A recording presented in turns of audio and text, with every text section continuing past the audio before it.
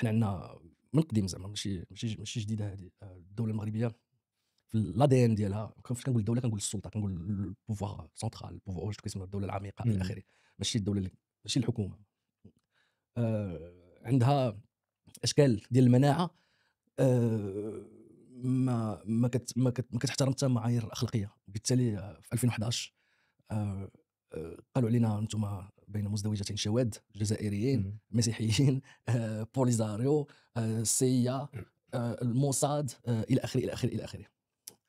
فنفس الشيء اي حاجه تنتقد البلاد او تفضح سلوك ديال الدوله تعتبر من طرف هذه الدوله انها فيها العداوه، فيها اجندات اجنبيه الى اخره.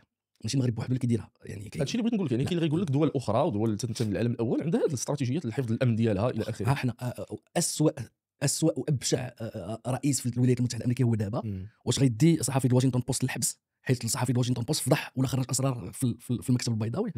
يعني كاين ضغط على الصحفيين، كاين بزاف ديال الانواع ديال الضغوطات، ولكن كاين شيء، وهذا الشيء غنرجعوا ليه كيبان لي في هذا الحوار هذا، كاين شيء اساسي في الديمقراطيه الامريكيه هو القضاء. والقضاء ماشي مشكل غتصيفط لي الاف بي اي غيسخسخوني واحد 48 ساعه اللي هما الفرقه الوطنيه هنايا، ولكن غندوز عند النيابه العامه. النيابه العامه تقول لي هذا حريه التعبير، خرج تفضل سير في حالك.